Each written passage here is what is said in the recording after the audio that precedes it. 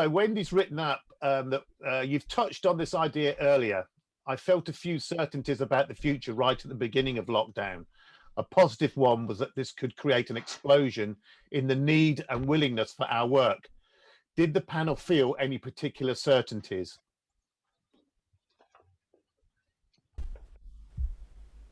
Well, Jane, you did. Yeah. Yeah, I feel like I need that question back again, actually. Okay. Are you able to see the Q&A box Yeah. down the bottom? Yes.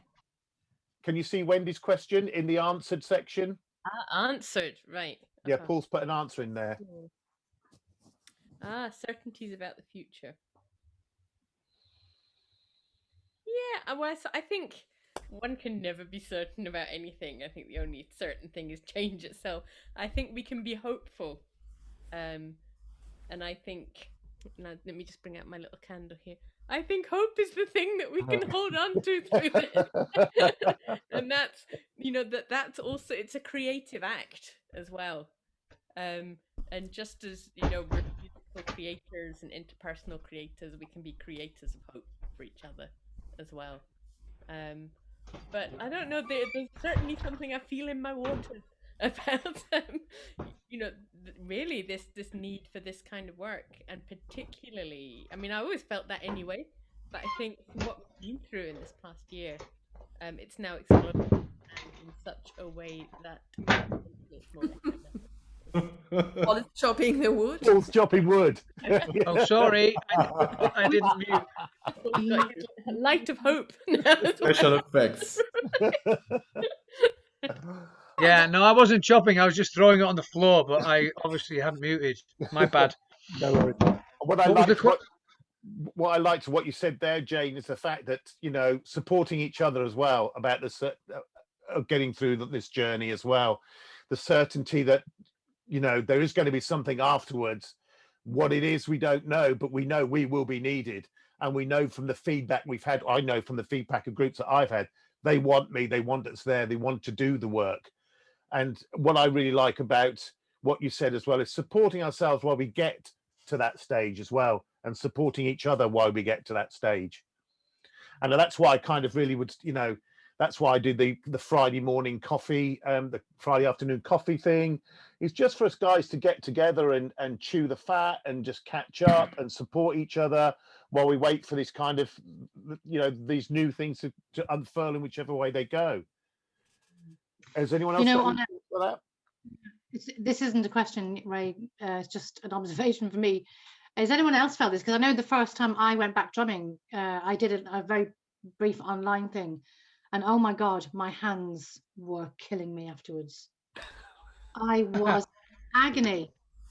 And I was nearly crying during the session, but I had to hide it. And I thought, how am I going to cope? Because I think all the fractures healed in my hand over the years. And so I don't know physically how challenging that's going to be. Anyway, back to your questions to Ray. I just wanted to say something about, because I was leaving as Wendy asked her question. So for me, just on certainties, what I'm certain of is that there will be a need for me to do what I do.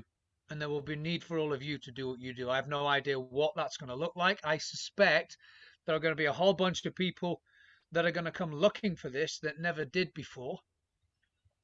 I think we're going to find ourselves in new environments and in new places doing this work. But I know with absolute certainty that the reason that I'm alive and walking the earth is to do this work. There's no question about that. And so because I have that certainty, there will be something for me to do. Right now it's taking a different form, but the moment that it's possible I don't even have a van to throw my drums in now. I got rid of the van. Yeah. Right? I'm not even in a position to get in a van and drive anywhere because I don't need to right now.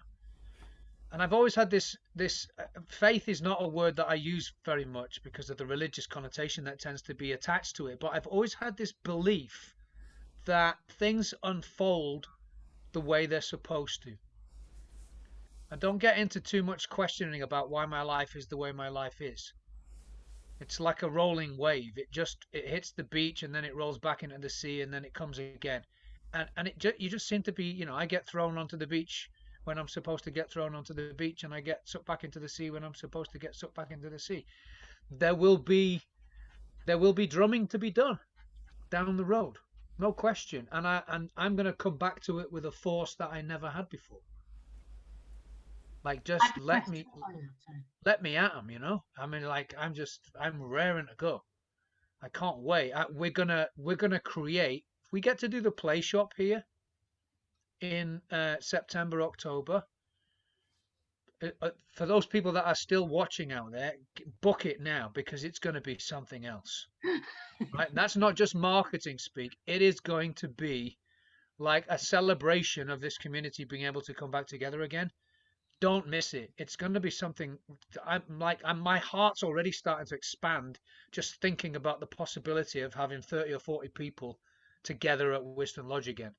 It's like, oh God, I can't wait for that to happen. And imagining who's going to be there, and that we can sit and be in the same physical space with each other and talk to each other and reach across the table and touch somebody's hand. And oh my God, I can't wait. So that's what I'm certain of. I'm certain I'm going to be the happiest fucking bunny on planet Earth when that happens. It's going to be amazing. And you should all come. Where do I send the deposit? Ray, I have a question for you. Go. We don't do deposits. I know where you live. Ray, question for you. Go. So Paul intimated there at the spiritual side, and this is a question for everybody as well, really. I think not just you, Ray, but I know it's something we've talked about. But do you feel that there's a spiritual element going on in your circles, or is that not something that you give thought to? Can I answer that? Go. Yeah, I need to think. I'm sorry, that was a question for Ray, not for everyone. For everyone, yeah. Go, Philo. No, that's fine. I thought you were asking. No, Philo, please do go. Go, Philo. I feel that there is a spiritual dimension to that, which is not to do with anything that we might define spiritual in terms of it being about a particular paradigm, a particular strand of spirituality, or the existence of spirit or soul. It's an experience for me of being part of something greater, and the sense of wonder and a sense of reverie, as I call it, that comes out of the collective creation. And I found that, I know I go back to that, but that is my reality because of how I love working with body and experiencing through and letting the body tell me what the knowledge is about life, and you know what the experience is. It's every time I find that every time we go closer and inside, how we experience life through our bodies, connecting to other bodies, and rhythm is very, very much a physical reality, and create something together. The closer we get, the more it enchants me. And the sense of enchantment and the wonder, how did this happen? How does this work? Who did this? How did we create all that? That to me is profoundly spiritual, because neither I know the answer to those questions that come up, or I want to find the answer. I don't want the answer to that. I just want to feel that wonder all the time and not explain it. To me, that is spirit. Is there something here that we all share, that it's a language that we haven't been taught individually, but we dip into the same stream, and we're all part of that. So then I feel enlightened. I think for me, I don't know. There's a kind of hang up with the word spiritual, which is my stuff. But I think I'm aware that in a number of circles that there's something going on here that I cannot put my finger on. It's not the musicality. It's not. There's just something. There's something here. There's an energy here, and I don't know what it is. And that's kind of. I found that an interesting experience, very much so. And I think there's been two experiences outside of that where I felt this is really spooky. Both of them have been at Whiston.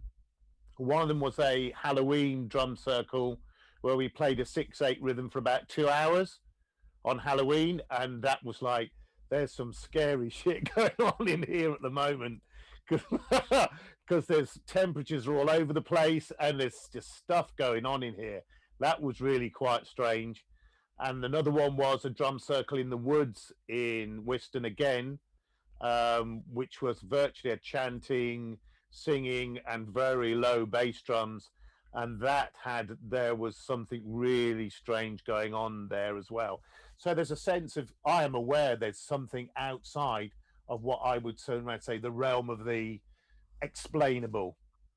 And I've kind of witnessed it and felt it. Do you call it spirituality? I don't know what you call it, but as I say, if you saw me 10 years ago, I would have laughed you out of the pub, because that's where which is why I asked the question. Yeah, which is why I asked the question. Yeah, it's like a priority. Yeah. So I think the word spiritual has been used in so many different contexts now that it's kind of lost meaning for me.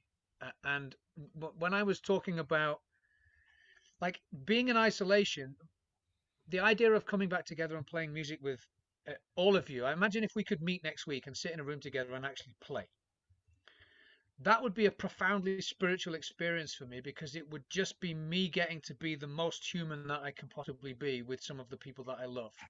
That's a spiritual experience. Yeah.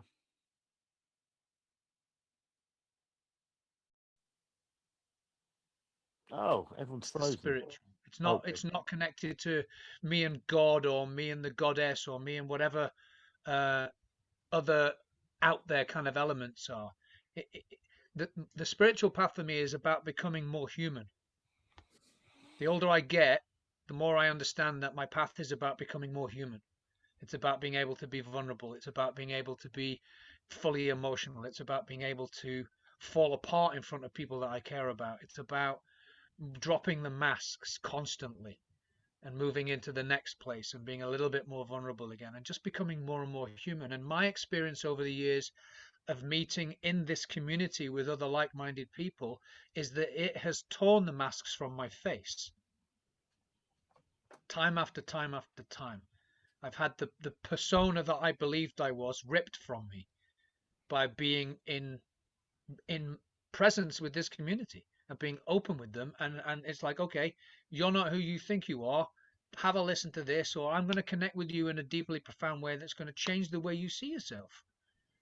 And I keep taking myself back to these. All right, I'm Jane and myself are the trainers, but I'm learning as much as anybody else over those weekends.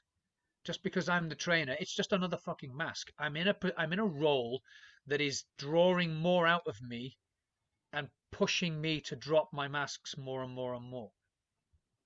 And so for me, the spiritual path is just this ability. And what's interesting is here we are in a virtual world where algorithms are at play, and we're getting close to being able to connect in a way that we could if we were in physical proximity to one another. There's something happening in the Zoom room right now that's I'm feeling it in myself, and I'm seeing it in the smiles of the people that I'm connecting to. So there's a way that we can transcend the boxes that are surrounding us here and still. And I go back to something Debbie said earlier on about the heart.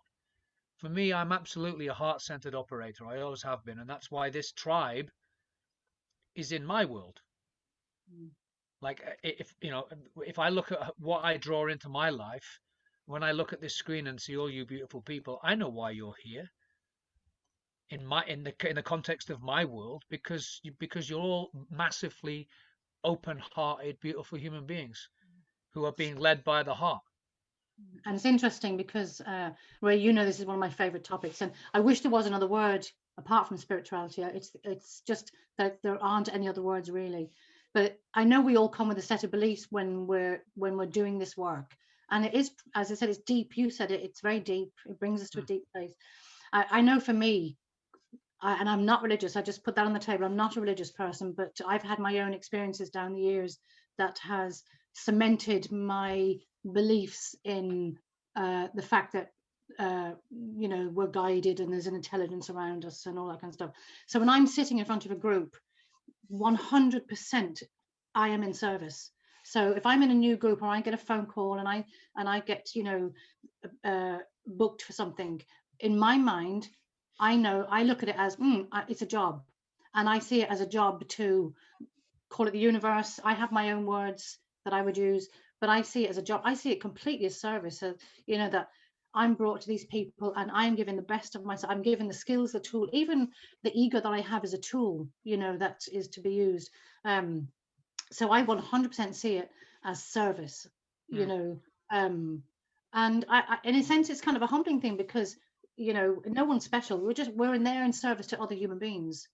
You know, we're giving them, and the same as they actually are in service to us because we are receiving equally, you know, from the group. So it's not like I'm the one who's, you know, this in service. I'm receiving as much. So it's I'm interested to see what other people's thoughts are. You know, I wish there was another word other than spirituality, which is the only word I can think of now, you know.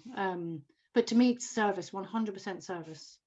I don't want to change this. I don't want to change the subject, but I just want to jump on something that Paul said about these masks and these. What I love about going to Wiston for time is the fact that I find another mask has gone. I find another part of me is refreshed. I find another part of me that I didn't know existed. I discover another part of me that needed to be discovered. It's it's not a religious experience, but if there's anything like a religious experience, that is it. It is going to Wiston. It's being amongst people like us that do the work that we do, coming from a heart space, and actually the crap that you carry around with you and the stuff that kind of that and I hold my hand up that I hide behind, or parts that are not me, they come away, they get torn away, and I leave Wiston on the Monday after either a 10-day or 3-day. I'm a different person to the one that turned up. And, you know, I look forward to the next year to come back and discover a bit more about myself and what's going on for myself as well. Now, if that's a spiritual occurrence, then yeah, I'm having them.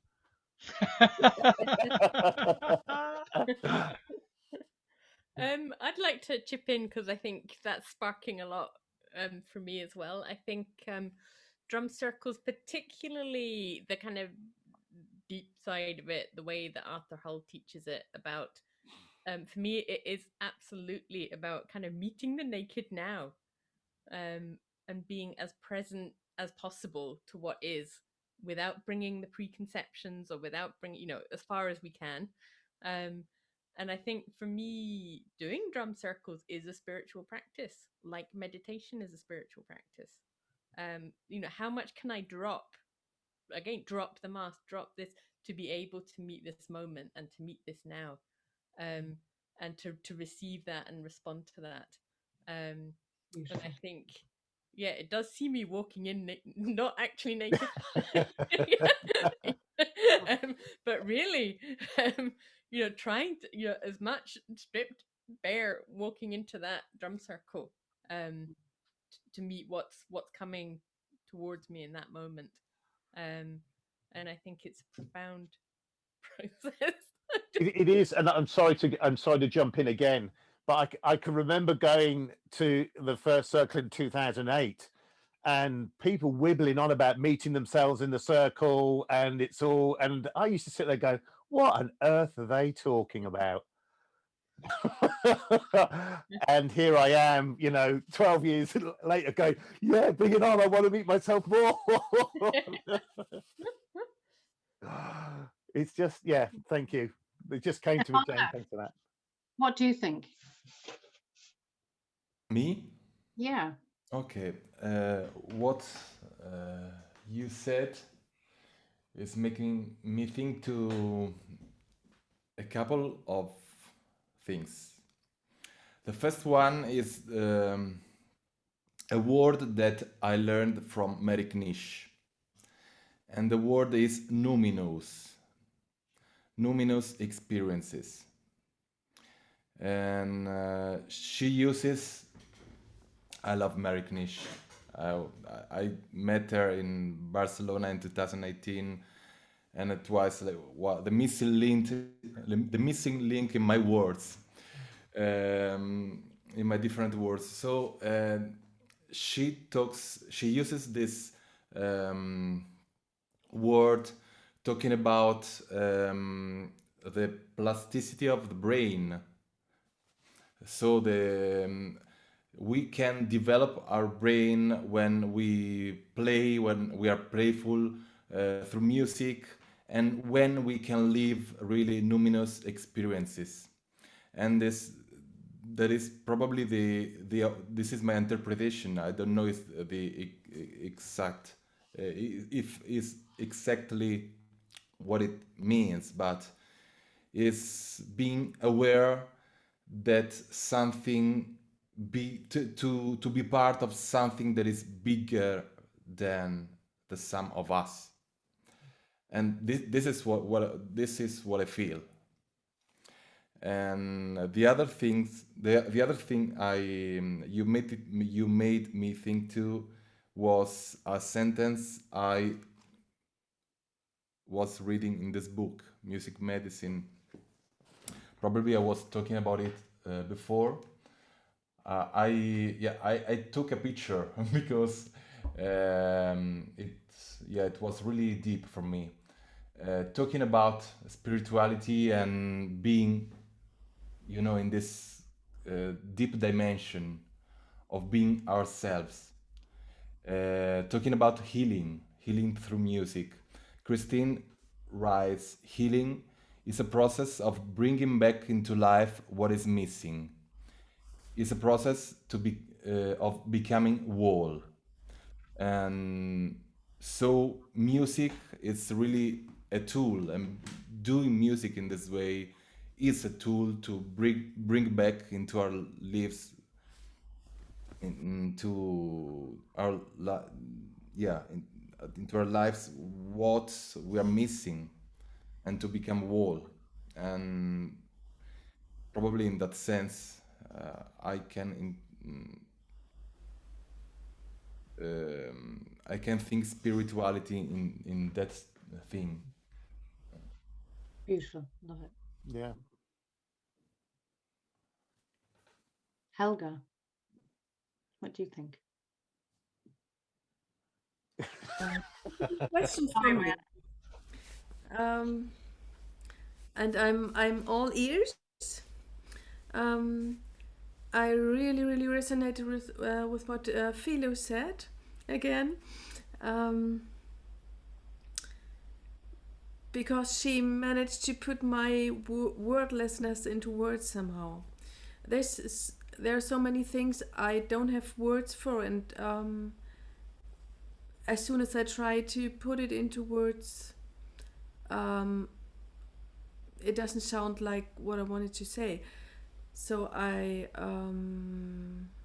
rather not say anything about it. Something like this, hard for me to tell, if you know what I mean. No, it's fair enough. Absolutely. No, cool, yeah. So listen, everyone, we've only got about 4 minutes left. So I know, I can't believe it. We're kind of just really getting there now, just kind of warming up and kind of just bonding. What we need now is a fire, a couple of big sofas, and a bottle of red wine. Paul has the fire. All we need to do is go to the cabin with some bottle. Yeah. Yeah, man. Whoa. Oh, very nice. Oh. Helga's got the red. Well done, Yeah. Helga. I've got a flask of tea. I've got a glass of water. Oh, now. can I just ask everyone that's kind of out there in kind of attendee land, has anyone else got any questions they would like to ask any of the panel as we get down to our kind of last 3 minutes? And while you're contemplating any questions, can I ask everyone kind of just to give us a couple of sentences about kind of where they're at now, how they see it playing out for them in the next short while? Who wants to start? 2 sentences or 3 sentences, I don't mind. don't all rush at once. Oh, that's us in the room. Yes, my apologies. Yeah. Yeah, just I don't know, the naked now. That's going to be my thing from here on in. And actually naked, because I'm here on my own and nobody would know. So I'm just going to be naked. Everybody on the internet knows now. Yeah, no, I that's a beautiful phrase, and I think, like, for me, I've really gotten into this very simple kind of day. Wake up, make my breakfast, take a walk, come back, read something, eat some food, go walk again. It's just, I'm just going to keep doing what I'm doing until the world changes. Thanks, Paul. Anybody else? Well, I just want to I feel warmed, and I feel connected with you all, and witnessed, and I'm very inspired and affirmed in just who we are, regardless of how we manifest this after today. But yeah, I am very grateful to be in the circle. Next one up. Okay, I'll go back to the naked now again, because I think for me it is about how can we meet what's here now, and make the best of what's here right now, and then when things change, how can we meet the best of that situation and the best of that situation, and I think, you know, particularly it's winter here in Scotland, and it is that time of kind of withdrawal, of nurturing, and, you know, planting the seeds that will sprout. And so I think I'm determined to try and make the most of the time that's been given to us as well in this way, because potentially we could all be very busy later on. And so, yeah, how can we do what we can do in this time that we have now? Helga, a last few words. I just thought this morning I heard the birds singing, and they already sing differently to 1 week before. So there's going to be a spring in some weeks or month. There's a new president in the United States. There's a vaccine for COVID. And such a lovely bunch of people here. I'm really hopeful today. Thank you, all of you. It was brilliant to meet you, and I missed all the others you couldn't see. No worries. Stefano, a last few words. I'm grateful,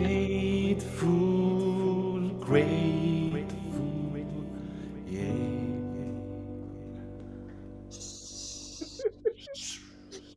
How am I supposed to follow that? Yeah. I can't sing, and I haven't got the instruments either. For me, community.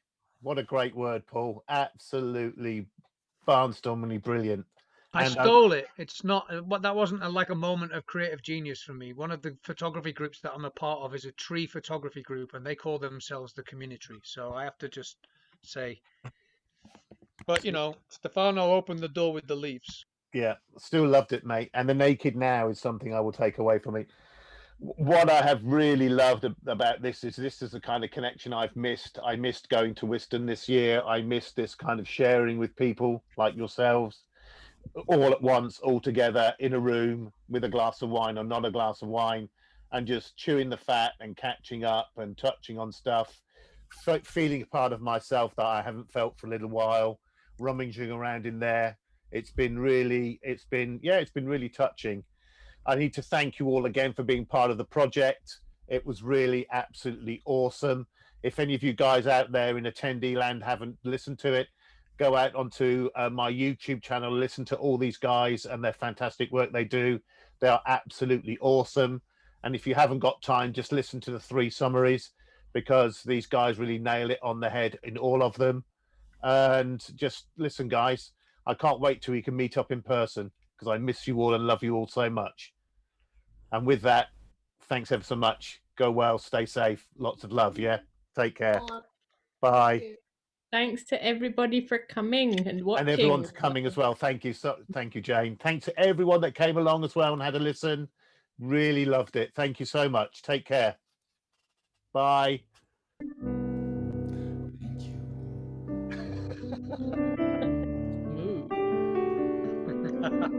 Ooh.